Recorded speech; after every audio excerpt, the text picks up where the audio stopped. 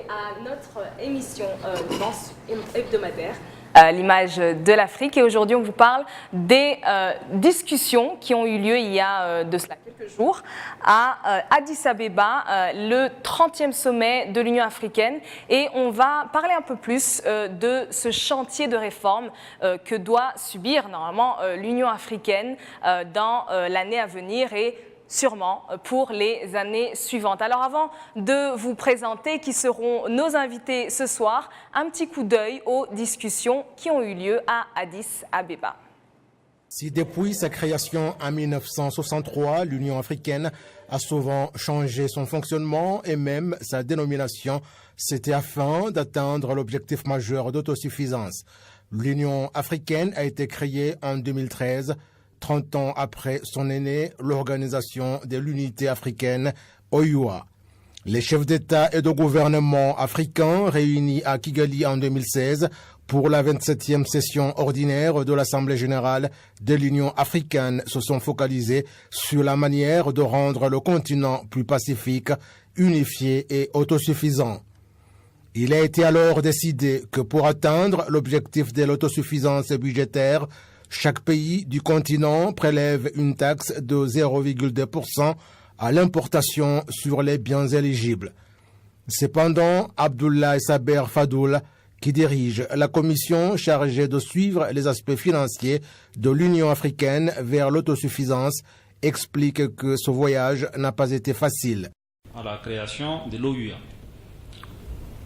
OUA qui a donc laissé place à l'Union africaine et en plus de 55 ans, il a été impossible pour les Africains de mettre en place un mécanisme qui puisse permettre à leur organisation de disposer de ressources sûres, capables de garantir son financement. Et c'est seulement depuis un peu plus de 2 ans qu'un pas important a été fait avec cette décision historique de Kigali qui a consisté à mettre en place une taxe de 0,2% à prélever sur les importations. L'expert en économie Alexis Nkurunziza estime que la dernière initiative de l'Union africaine pour l'autofinancement de ses activités va apporter des changements majeurs sur le continent.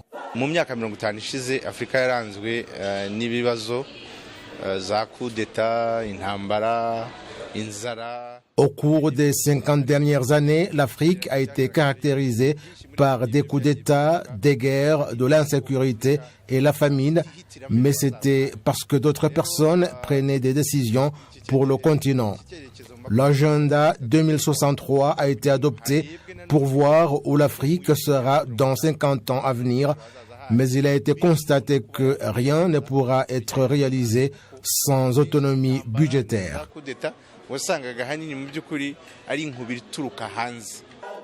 L'Union africaine a jusqu'ici été dirigée par 16 présidents, avec au départ l'ancien président sud-africain Thabo Mbeki. Le président de la République, Paul Kagame, assure actuellement la présidence de cette organisation continentale. Je pense que ça dresse un peu la situation actuelle de l'Union africaine et on va aller un peu plus en détail sur les réformes qui sont proposées pour cette année 2018 et qui devraient continuer normalement pour améliorer cet appareil continental. Alors nous sommes avec 4 experts avec moi ce soir. Nous avons Damien Mouzoun qui est le directeur général de Aina Think Tank. Merci d'être avec nous. C'est un plaisir. Nous avons aussi Jean-Paul Kimonio qui est notre politologue et chercheur qui est devenu spécialiste des questions du Rwanda et de l'Afrique. Merci. Merci aussi. Yann Gouet, qui est chroniqueur à Le Monde. Merci d'être avec nous. Merci. Et Teddy Kaberuka, qui est un économiste. Merci. Alors nous avons un panel assez diversifié parce que la question dont on va parler aujourd'hui est assez diverse elle-même. Alors Jean-Paul, vous avez été à Addis et vous avez suivi avec engouement toutes les discussions qui ont eu lieu lors de ce 30e sommet. Quel est votre ressenti? Quelle est l'atmosphère qu'il y a eu? L'atmosphère était très enthousiaste. d'abord, je pense, à cause de l'accession à la présidence de l'Union africaine du président Kagame. Donc, de la part des participants, surtout des jeunes participants, les gens étaient très enthousiastes. Je l'ai vu directement en discutant avec eux. Mais ça a aussi transparu aussi dans un certain nombre d'articles. Donc, vraiment des nouveautés, c'est un des points forts quand même, c'est cet événement-là. Mais ensuite aussi, il y a eu un certain nombre d'avancées sur les réformes. Des réformes structurelles par rapport à l'Union africaine en tant que telle, mais aussi des réformes plus générales qui n'ont pas directement trait au projet, au rapport Kagame en tant que tel, mais des réformes par exemple qui ont trait à l'agenda 2103.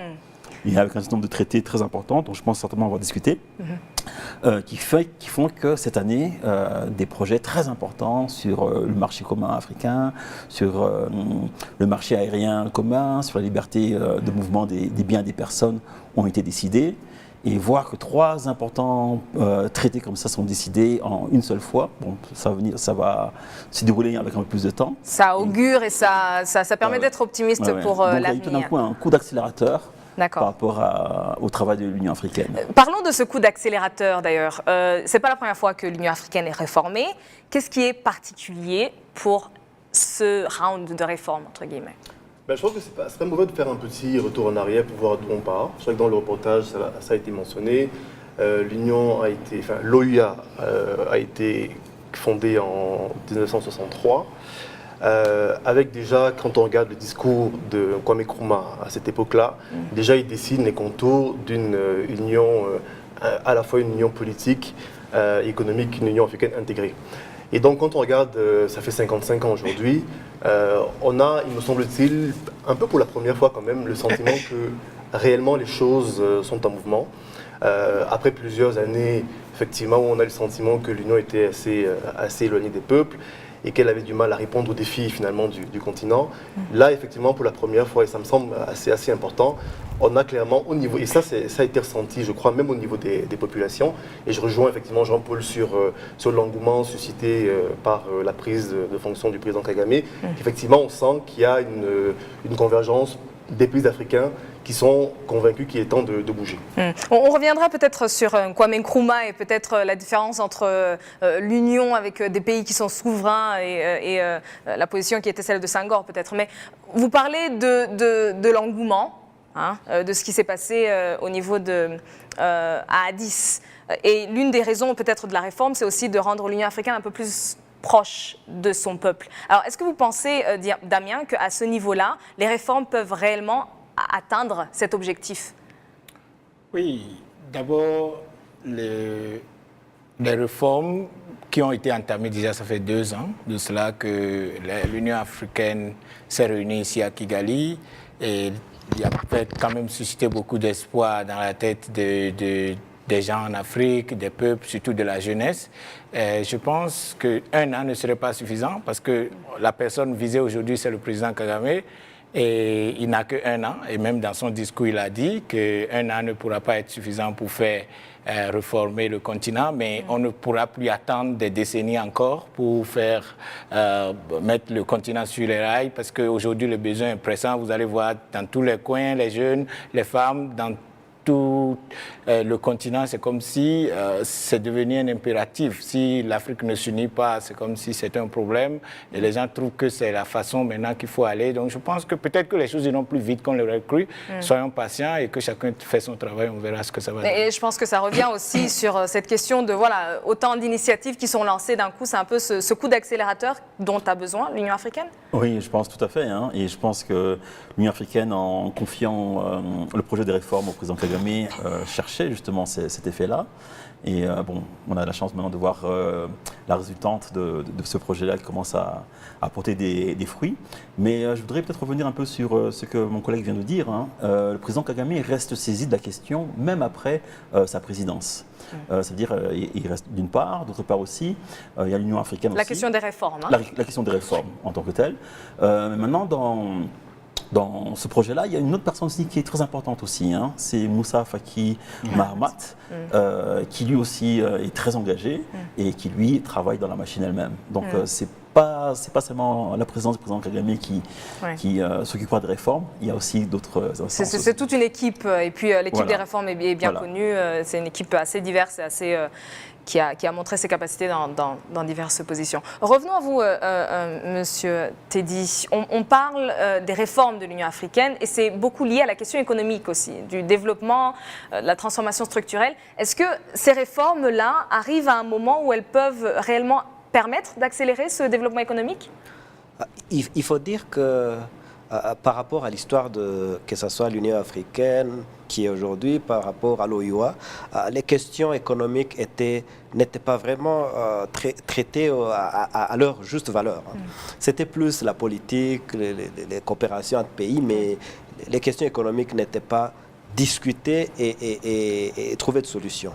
Et là, on voit l'Union africaine qui saisit la question à main, parce que si tu vois par exemple tous les aspects économiques, que ce soit l'investissement en Afrique, le commerce interafricain, l'infrastructure et NEPAD qui est classé quelque part, comme s'il n'est plus en vogue. Pourtant, le NEPAD, c'était une initiative purement économique, mais aussi très importante pour le développement de l'Afrique. Donc, il y a toute une série des activités qu'il fallait faire en économie qui n'ont jamais été appréhendées, mais maintenant, j'ai l'impression, et je suis sûr que je partage le même avis qu'avec les autres, l'économie n'a jamais été saisie à sa valeur. Alors, vu déjà les trois sujets qui ont été débattus, qui touchent directement l'économie, et quand on parle de l'économie, on parle de la réduction de la pauvreté, on parle de l'Union africaine qui est utile à sa population maintenant, et je crois que c'est le moment qu'il fallait, qu'on peut même célébrer l'Union africaine, sinon c'était plus les discours des politiques. Et puis il faut dire aussi que l'équipe qui est en charge de la réforme, quand même, c'est en majorité des gens qui ont un background économique.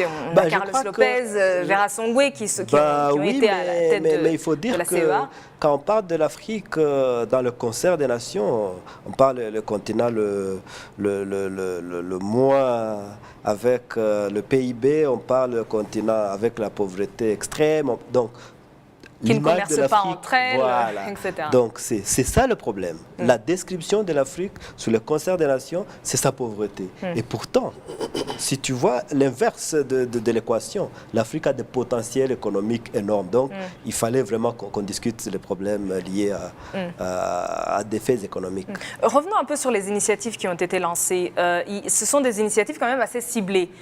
Quelle est peut-être la raison pour laquelle on a l'ouverture de l'espace aérien, la zone de libre-échange continentale? Est-ce qu'il y a une raison, est-ce qu'il y a un lien entre ces différentes initiatives pour accélérer justement, jouer cet effet accélérateur, Yann moi, je dirais pour effectivement embrayer et en répondant à votre question, sur ce qu'a dit mon collègue là, je trouve qu'il faut avoir quelques chiffres en tête quand même pour prendre la mesure de l'urgence de la situation. Des chiffres qui sont connus, mais c'est bon de les rappeler.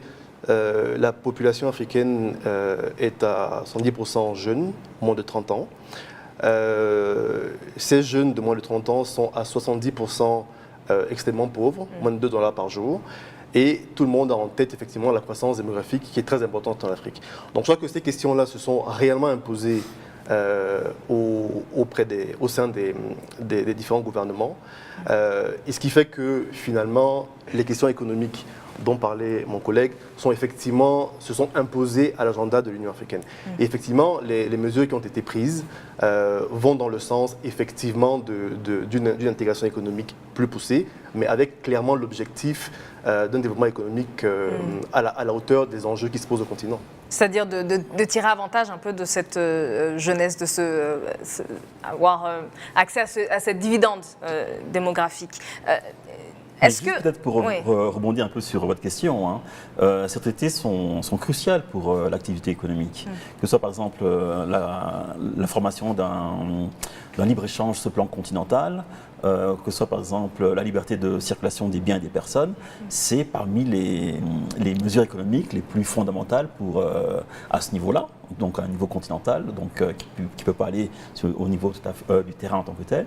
Au niveau continental, c'est peut-être les premières décisions économiques les plus importantes. Bon, ensuite, maintenant, on pourrait aller vers une monnaie commune, choses comme ça, mais ça c'est plus complexe, et je vais revenir après. Mais pour l'instant, je pense que c'est des décisions tout à fait centrales. Permettez que je dise une chose. Au fait, les questions qui ont été débattues, elles sont fondamentales, mais sur le plan investissement, elles sont faciles à exécuter parce que ça ne demande pas trop de moyens. Là, je compare par rapport à NEPAD qui était infrastructure, investissement très ambitieux. Lourd. Voilà, c'était ambitieux, mais mettre de loi sur la libre-échange, c'est question de volonté politique.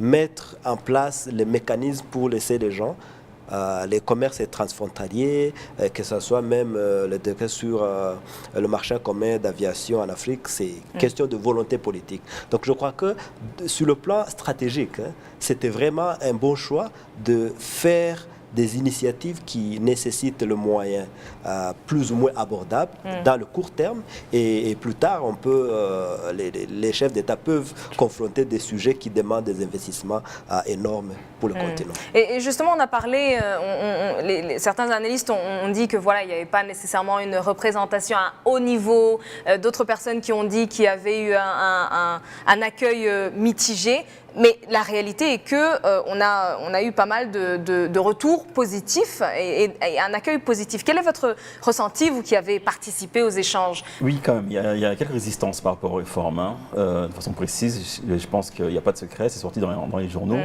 Il y a deux pays en particulier qui semblent freiner un petit peu de réformes, c'est l'Afrique du Sud et l'Égypte.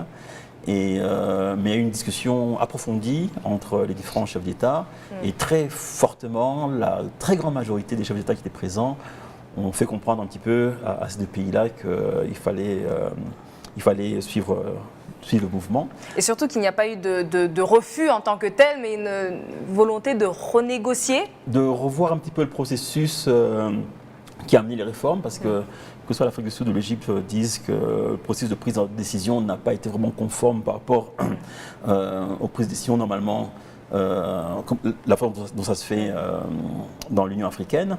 Mais en même temps, les chefs d'État, en décidant des réformes, voulaient vraiment donner une espèce de choc, de thérapie de choc à la machine, pour que la machine se mette un peu en branle.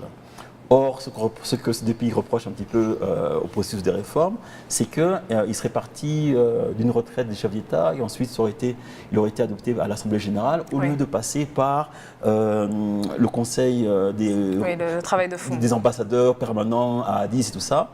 Mais vous savez, les réformes qui sont présentées maintenant ne sont pas très nouvelles. La plupart de ces réformes-là, en fait, sont des réformes qui avaient déjà été tentées il y a une dizaine d'années. Qui n'ont jamais été exécutées.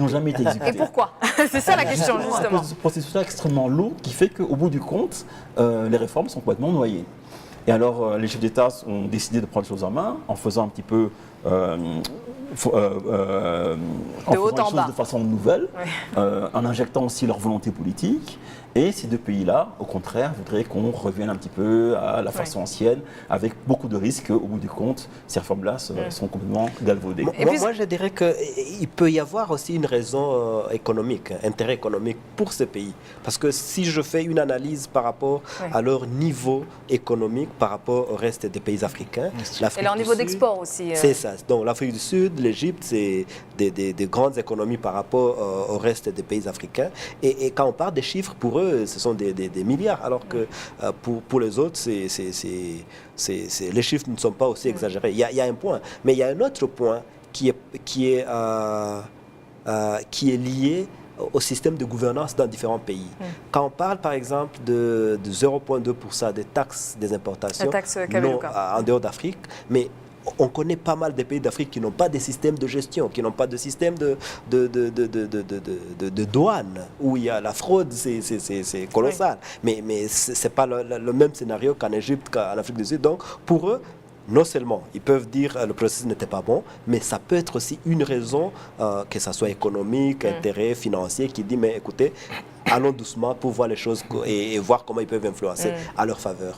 Revenons peut-être sur la mise en place. Je voudrais peut-être revenir un petit peu sur ce que tu viens de dire. Hein. Effectivement, si on prend par exemple les 5 principales économies africaines, donc il y a l'Afrique du Sud, il y a le Nigeria, il y a l'Égypte, il y aurait l'Algérie, il y aurait le 5e, j'ai mis, peut-être le Kenya même. Ouais. Voilà. Ces 5 pays-là, avec la taxe de 0,2 sur certaines importations non africaines, leur contribution atteindrait 48% des contributions qui sont demandées pour l'Union africaine. Effectivement, c'est élevé. C'est élevé, mais c'est au prorata, ça veut dire que ce sera 0,2 pour tout le monde. Mais c'est vrai que ça fait une somme importante. Maintenant, par rapport à ça, mais un pays qui a une économie encore plus grande que celle de l'Afrique du Sud et celle de l'Égypte, c'est le Nigeria. Mais parce que le Nigeria est engagé, le Nigeria accepte le processus. Je pense que c'est vraiment une question de volonté aussi d'engagement qui sont aussi importantes aussi. Alors, revenons sur ces questions en fait. On a la théorie générale et on a la mise en pratique. Est-ce que, ou quels sont les défis peut-être auxquels se heurtera sûrement la mise en application de ces différentes mesures? Alors, on les a acceptées, d'accord. Au niveau de la mise en application, quels sont les principaux défis auxquels il faudrait s'attendre peut-être? Damien? Oui, d'abord quand vous voyez, les gens ont à un moment donné perdu confiance à l'Union africaine. Et il faut notifier que parfois les gens comparent même en disant que la communauté économique des États de l'Afrique de l'Ouest fonctionne encore mieux que cette histoire de l'Union africaine. Mais pour que l'Afrique décolle, il faudrait forcément que l'Union africaine fonctionne. Donc c'est pourquoi c'est à l'heure aujourd'hui, tout le monde est préoccupé par la question. Et c'est sûr que le fait déjà qu'il n'y a pas de principes de base sur lesquels les chefs d'État se retrouvent à Addis Ababa pour faire des réunions et pour décider de l'Afrique. Et puis chacun vient selon il vient avec tout. Il n'y a pas de principes qui définissent qui peut être membre, qui peut ne pas être membre. Et aussi, vous voyez les pays comme le Botswana qui pouvaient bien influencer la chose, souvent sont à l'écart parce qu'ils ne croient pas vraiment à cette histoire de l'Union africaine ou peut-être ils prennent leur décision de se dire on ne va pas se mêler avec des gens qui n'ont pas de vision ou qui parlent sans réagir. Et donc, ça fait que cette crédibilité, il faudrait aujourd'hui, avec le nouveau plan d'action et ces réformes, que ça prenne dans la tête de la population et aussi de ses gouvernants. Parce que quand ils se retrouvent juste pour parler des discours, de ce qui peut se faire, ce que nous voulons faire, c'est comme si l'Union africaine n'a que manifesté ses intentions depuis sa création. Et alors, la question de la crédibilité, j'aimerais que vous répondiez. À votre avis, est-ce qu'on a une plus grande crédibilité de l'Union africaine par rapport à l'OUA, bien sûr, mais est-ce que ça peut créer ce choc finalement pour que les États soient plus intéressés de faire partie de ce qui se passe au niveau de l'Union africaine, plus qu'au niveau de leur communauté économique régionale? Mais ce n'est pas l'un ou l'autre, hein, c'est l'un et l'autre, d'une part. D'autre part aussi, la question de la crédibilité est extrêmement importante. Il y a aussi une dimension symbolique par rapport au moment que vit aujourd'hui l'Union africaine et l'Afrique de façon générale. Je ne pense pas qu'il y ait beaucoup de sommets de l'Union africaine qui ont été suivis aussi intensément que celui-ci. Donc il y a un peu une raison aussi. Et une des raisons, c'est que les gens sentent qu'il y a quelque chose d'un peu particulier qui est en train de se passer là. Et effectivement, il faudra bien sûr tenir la course et commencer à implémenter ces réformes-là. Mais la plupart des acteurs engagés, je vous ai dit par exemple qu'il y avait 2 pays qui avaient certaines réticences, mais les autres pays ont très fortement réagi. On dit non, on ne peut pas se permettre de s'arrêter ici ou alors de faire machine arrière. Donc il faut avancer. Et en fait, je voudrais aussi peut-être lier la question de la crédibilité avec un peu ce que Yann avait dit, hein, donc les pressions auxquelles sont soumis maintenant les pays africains de façon générale. Il y a une demande de redevabilité extrêmement importante. Il y a une jeunesse africaine, une grosse jeunesse africaine qui vient, enfin qui émerge, voilà, d'une part. Et c'est une grosse jeunesse africaine maintenant qui ne vit plus en zone rurale, qui ne vit plus dans des champs, qui sont plutôt dans les villes. Et une grosse partie de ces jeunesses-là sont aussi éduquées. Et donc il y a des demandes extrêmement importantes qui se font. Et je pense qu'on ne peut pas dissocier ce nouvel élan que l'Union africaine veut se donner de ces pressions-là. Oui. Donc ce n'est pas seulement une crédibilité, mais je pense aussi c'est aussi un devoir aussi de la part d'un certain nombre de pays africains de commencer à faire avancer les choses. Yann, à votre avis, et j'aimerais qu'on me réponde sur cette question par rapport aux communautés économiques régionales, parce que c'est l'une des mesures de l'Union africaine d'éviter cette peut-être conflit. Voilà, le chevauchement, le conflit entre les différents mandats peut-être. À votre avis, cette question de crédibilité, est-ce que cette attente peut-être répondue par l'attente sur la crédibilité? Oui, l'attente au niveau de la population, mais aussi cette question de crédibilité. Et des relations avec entre les différentes institutions. Oui, c'est-à-dire que je pense qu'effectivement, l'un des enjeux de la réforme, c'est de rendre la machine de manière générale beaucoup plus efficace. Ce qui demande une meilleure coordination, effectivement, entre les 8 communautés régionales et puis l'Union africaine. Je crois que dans ce sens-là, pas mal d'idées sont sur la table au niveau effectivement de l'harmonisation entre les différents espaces locaux et puis régionaux.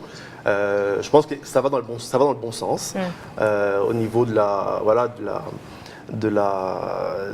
coordination entre les communautés économiques régionales et même au niveau d'ailleurs au niveau africain, au niveau de l'optimisation des différentes équipes de l'Union. Leur fonctionnement, leur méthode de travail. Il y a pas mal d'idées qui sont sur la table à ce niveau-là et je pense qu'elles vont effectivement dans le bon sens. Maintenant, juste un point sur la crédibilité. Je pense qu'il faut avoir en tête, que les gens aient bien en tête que pour l'instant, encore aujourd'hui, 73% du budget de l'Union est financé par des bailleurs de fonds, comme on les appelle.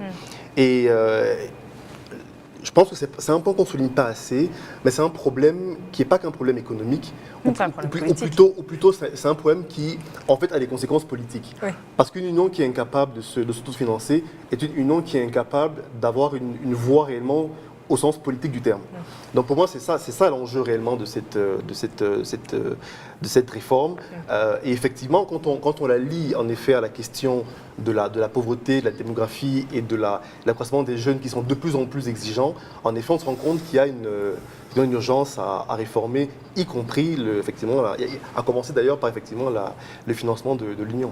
On va parler des questions économiques juste après une courte page de publicité, parce que c'est aussi un élément très important de cette discussion, et puis on aura l'occasion d'aller un peu plus en profondeur. Donc restez avec nous une seconde, et puis on revient. À toutes.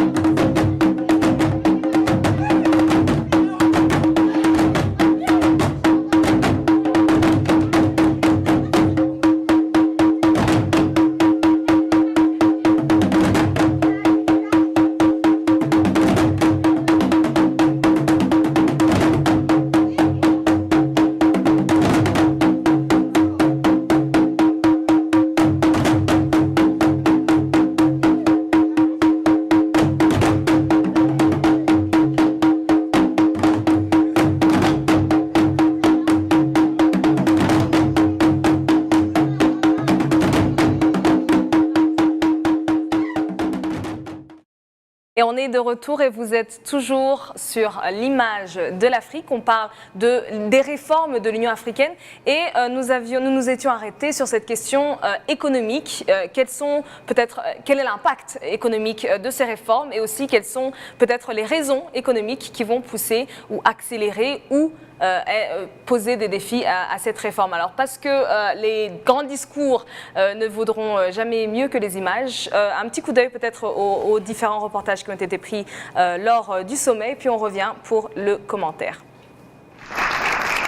S'adressant aux participants de cette rencontre, le président de la République, Paul Kagame, a fait observer que la contribution du secteur privé est très importante pour le développement économique du continent et la transformation du bien-être de sa population, ajoutant que plus de collaboration entre le gouvernement et le secteur privé s'avère nécessaire et a exhorté la Commission économique de l'Union africaine de la suivre de près. We need active support from the private sector. In fact, and without your voice, something essential is missing. Nous voudrions une collaboration concrète avec le secteur privé, car sans votre contribution, l'essentiel ne serait pas là. Beaucoup de membres de l'Union africaine œuvrent avec ardeur pour des activités commerciales génératrices du bien-être parfait de notre population. Concernant la facilitation du commerce et des échanges pour la population africaine que nous envisageons atteindre cette année, tout comme le mouvement des personnes sur le continent ont été adoptés au cours de cette réunion et le marché commun du transport aérien qui a été lancé hier.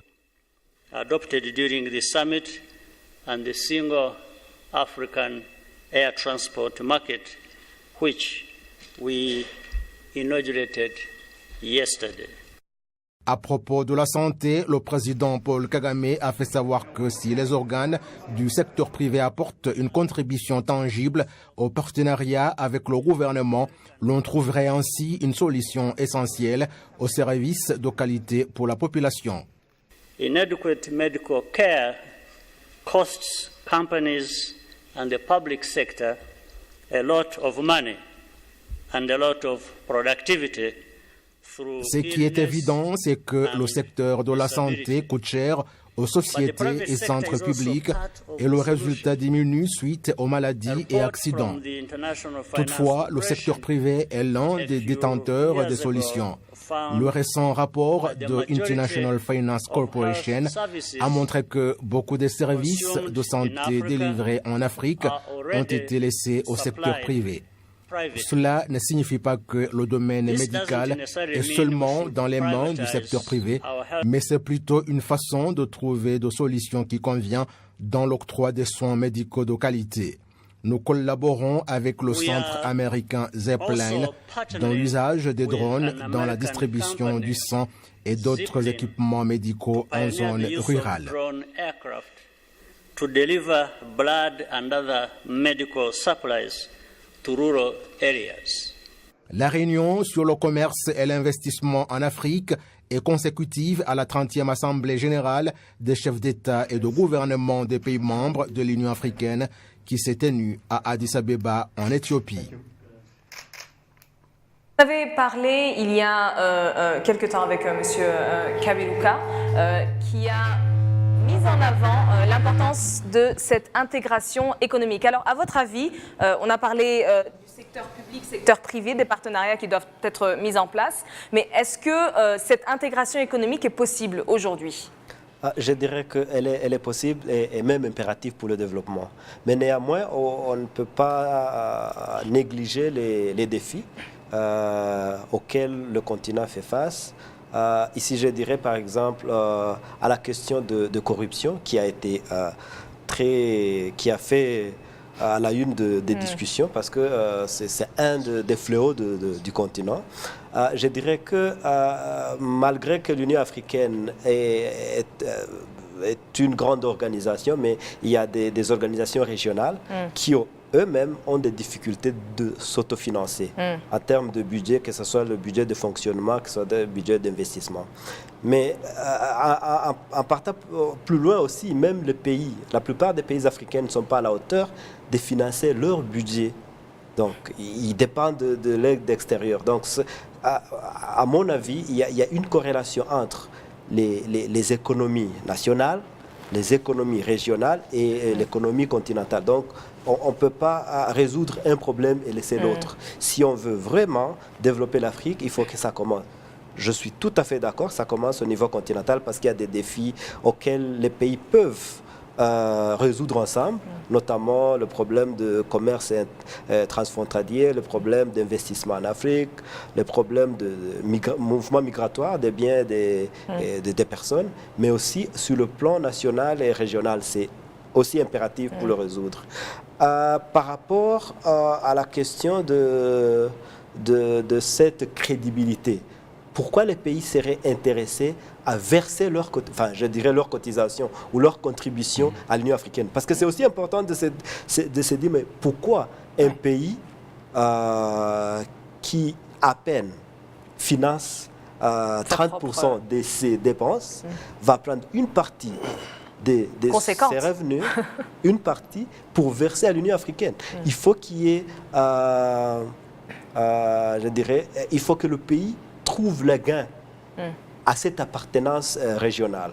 Donc, des décisions comme le marché commun de aviation civile, que ce soit effectif, les questions comme échange interafricain, que ce soit effectif comme ça, au lieu que le pays se lamente pour verser leur argent, ils voient le gain à cette appartenance continentale. Alors peut-être on revient avec vous au niveau justement de voir cet intérêt ou de voir un intérêt national. Comment est-ce qu'on passe du continental au national? Parce qu'après tout, ce sont des États souverains qui prennent ces décisions-là. Est-ce qu'il y a des mécanismes particuliers qui vont permettre peut-être d'encourager un peu plus cette volonté politique nationale?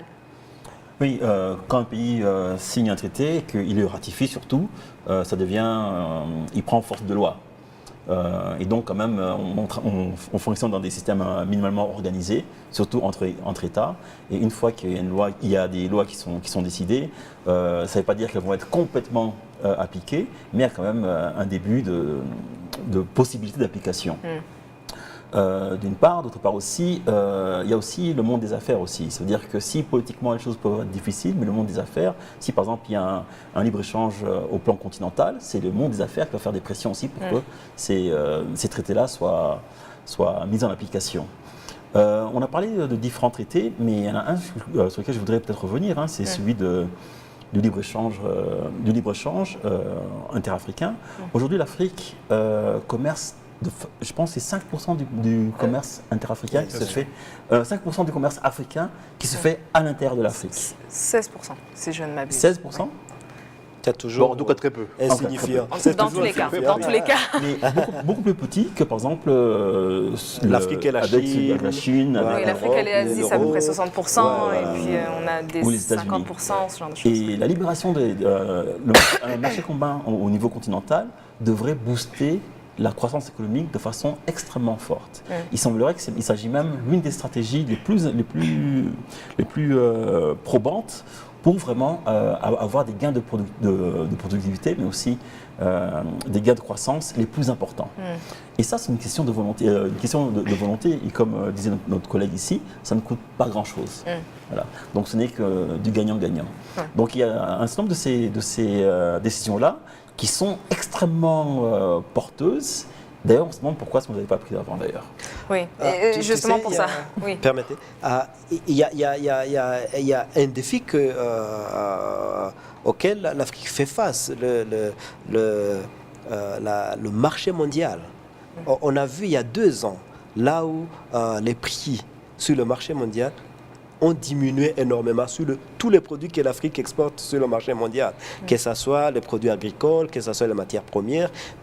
Et voilà, ça c'est un exemple typique que si l'Afrique continue dans la même direction, à un moment à l'autre, il peut toujours souffrir de cet échange international. Pourquoi? Parce que c'est un échange qui a été établi par les grandes puissances, que l'Afrique n'a pas de contrôle. Mais s'il y a le commerce interafricain, on n'aura plus le problème de fluctuation de prix sur le marché mondial. Donc l'Afrique a un potentiel, mais qui doit exploiter au sein de l'Afrique aussi. Oui, juste 2 observations sur les questions économiques. Un des enjeux, me semble-t-il, central de l'existence d'une zone de libre-échange continentale et qui pourrait là pour le coup bénéficier à chacun des pays individuellement, c'est l'importance, une des conséquences d'être une zone commune de libre-échange, c'est de pouvoir négocier avec nos partenaires des autres zones. Parce qu'au niveau international, d'égal à égal. Et notamment sur des questions comme les barrières aux exportations. Et là, à ce niveau-là, les échanges se font évidemment de zone à zone. Et aujourd'hui, l'Afrique, étant fragmentée, est incapable de tirer le meilleur parti d'accords qui, du coup, très souvent lui sont défavorables. Donc c'est un des principaux avantages, selon moi, de cette mesure.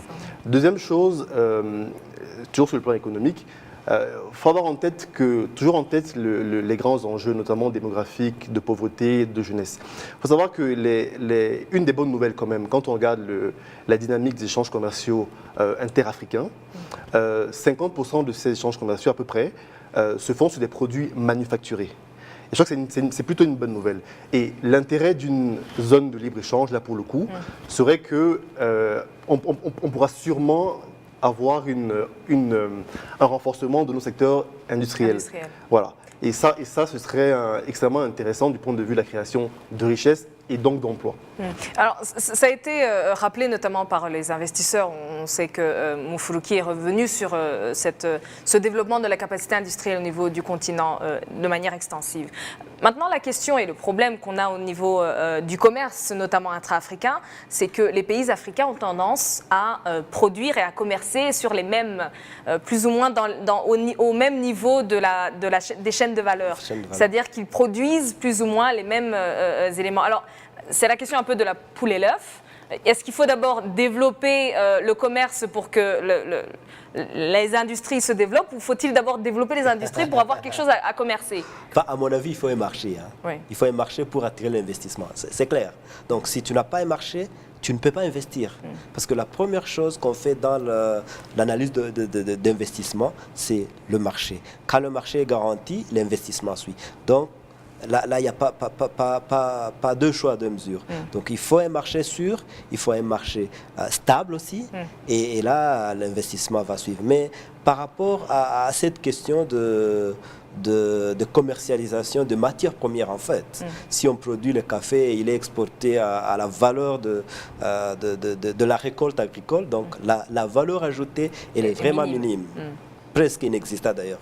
Et comme je l'ai dit tantôt, la fluctuation du marché international a un impact non seulement sur les économies africaines, mais aussi sur le paysan africain, qui ne cesse de s'appauvrir davantage, parce que c'est lui le producteur, le peu qu'il pouvait gagner en vendant ce produit, et quand il y a fluctuation sur le marché international, ce n'est pas la marge de l'exportateur qui diminue, c'est la marge du producteur qui diminue. Donc, si on veut aborder la question de l'éradication de la pauvreté, il faut augmenter la valeur, il faut la création de la valeur ajoutée aux produits d'exportation. Et ça permet aussi aux économies d'être un peu plus résilientes à ce genre de choc. Enfin, les fluctuations ne vont pas partir. Revenons, on approche de la conclusion, mais j'aimerais qu'on revienne peut-être sur un élément dont on n'a pas parlé. On a parlé d'Afrique dans le concert des nations. Le continent africain est bien sûr à une certaine position, on en a parlé en large. Alors, ces réformes de l'Union africaine, qui ont pour objectif, bien sûr, d'ouvrir les frontières sur le continent, mais en quelque sorte aussi de les fermer, d'une certaine manière, à l'extérieur. Est-ce que ça va être... Non, pas nécessairement. Maintenant, le problème, c'est que les frontières, en tout cas la globalisation et les échanges entre continents, entre pays, sont en train de se fermer au contraire. Oui. Donc, pour l'Afrique, ce serait une bonne réponse, justement, à ce processus-là de fermeture des frontières qu'on voit un peu dans le reste du monde. Maintenant, juste pour revenir très rapidement à ce qu'on disait tout à l'heure, une des raisons pour lesquelles la plupart des pays africains ont leur activité économique se situe au même niveau de chaîne des valeurs, ou alors même les mêmes biens, les mêmes types de produits. De produits, tout cela, c'est aussi parce qu'il n'y a pas de marché. S'il y a un marché plus large, bien sûr et un marché avec une demande beaucoup plus large, les choses vont se diversifier certainement. Certains qui ne pourront pas continuer à survivre en produisant ce qu'ils produisaient, produisons autre chose. D'autres vont se renforcer à cause des économies d'échelle. Donc, mais c'est extrêmement important parce qu'on est dans une période où effectivement les frontières se ferment, où le protectionnisme est en train de prendre de plus en plus le dessus.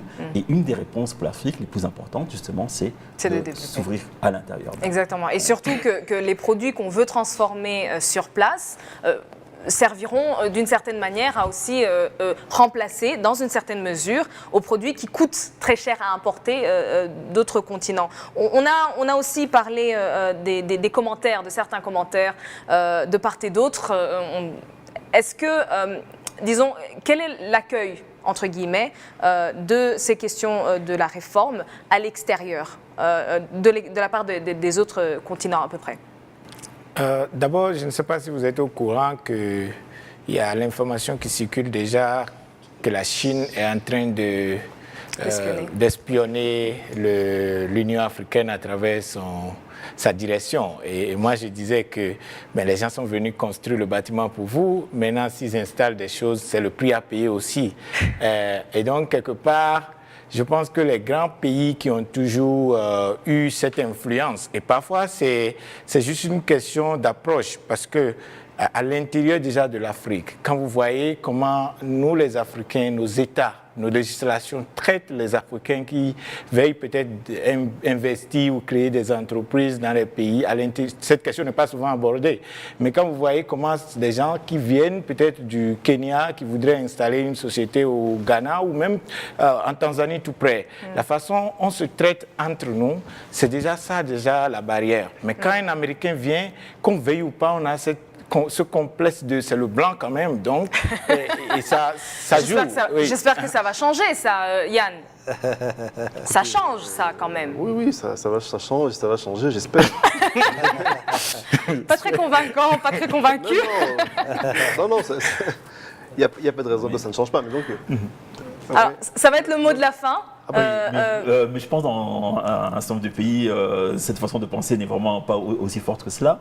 Mais maintenant, juste peut-être pour terminer, le continent africain est convoité par les autres continents ou par d'autres puissances. Ces autres puissances maintenant s'installent même militairement sur le continent africain. Bases françaises qui se multiplient, bases américaines qui se multiplient, chinoises qui commencent à s'installer et tout cela.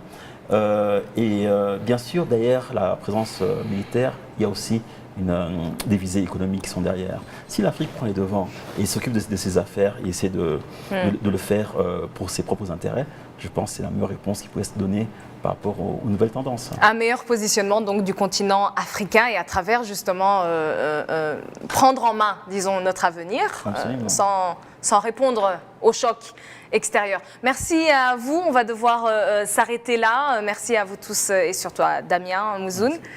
Merci à Jean-Paul Kimonio, Yann Gouet, à très bientôt, et Teddy Kaberuka, et merci à vous tous qui nous avez suivis. Donc on l'a vu, ces questions des réformes de l'Union africaine sont peut-être pas nouvelles, mais il y a des éléments particuliers et surtout l'intégration économique qui est la seule à même finalement de répondre, qui pourrait permettre de répondre aux différents défis auxquels fait face les pays africains et le continent en général.